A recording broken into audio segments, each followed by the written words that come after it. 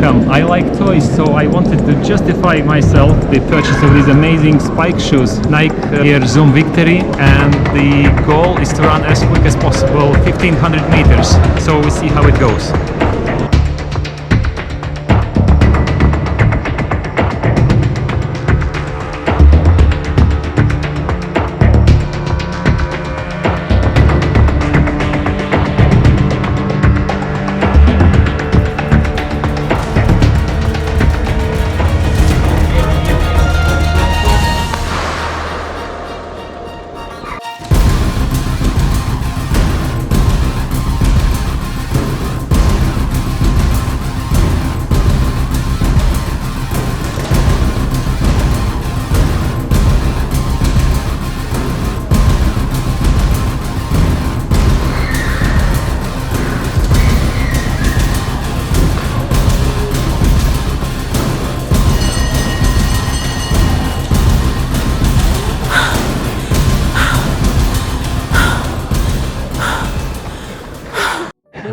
So it's done.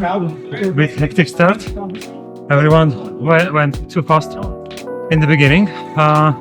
So I knew I was going to finish second. So I kept an eye on the Anatolis, who was way too quick. So I gradually overtook, I think, 4 or 5 guys, which were too quick from the beginning. And then I finished second, but average pace dropped to, I think, 3:17. Towards the end, and it was burning sensation in the lungs, so I was not doing a lot of VO2 max efforts lately, so it was hard, but I know that I can improve on that and be quicker sometime later.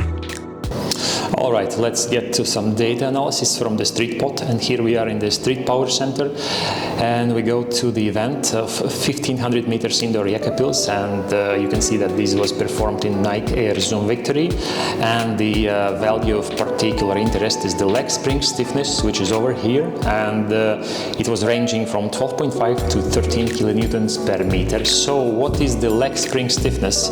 I'll just read through the definition quickly. So LSS measures the stiffness of the muscles and tendons in your leg. As a result, LSS is a measure of how well a runner recycles the energy applied to the ground in each stride. Increases in LSS indicate economy improvement over time. So does that mean that by getting the bouncy shoes you get the economy improvement? Probably yes, and we can see that on the comparison from the other training session. Let's take Hillary Pitts, for example, which was done in different shoes, ASICS Fuji Speed 2, which is the carbon-plated trail shoes from ASICS. And immediately you can see that the leg spring stiffness value over here is significantly lower. And indeed you don't feel that energy return, you don't feel that bounciness out from these shoes. And this was across variety of the efforts and variety of the paces. So from 5:38 minutes per kilometer on the downhill sessions on the recoveries to 3:38 on the uphill sections. And let's take one of the bounciest shoes, and one of my favorite shoes from Adidas is the Adios Pro 3 shoes. And the training session was 3 by 10 minutes half marathon effort, which the goal was to run slightly below my threshold. And you can immediately see that the leg spring stiffness value were significantly higher for this run, from 13.9 to 15.2 kilonewtons per meter. This was also across the variety of different paces. So for the tempo sessions, 3:52, 3:54 and 5:04, 5:08 on the recoveries.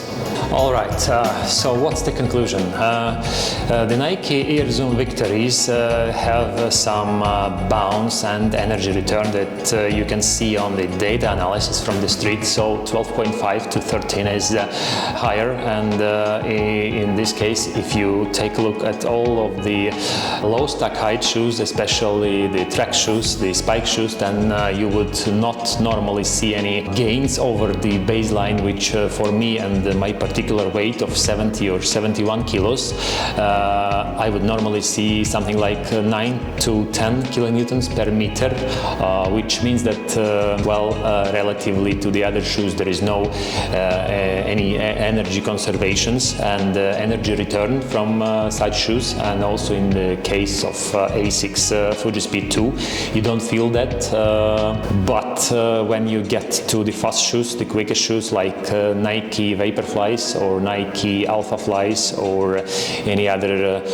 brands, and also the Adios Pro 3, where you can immediately see and you can feel that you're running quicker with the same effort and with the lower heart rate, and you can see that the values of the leg spring stiffness are from 14 to 15, which is a significant boost over the either low stack height shoes or some unresponsive shoes which do not provide you with the bounciness that you get from the high performance shoes.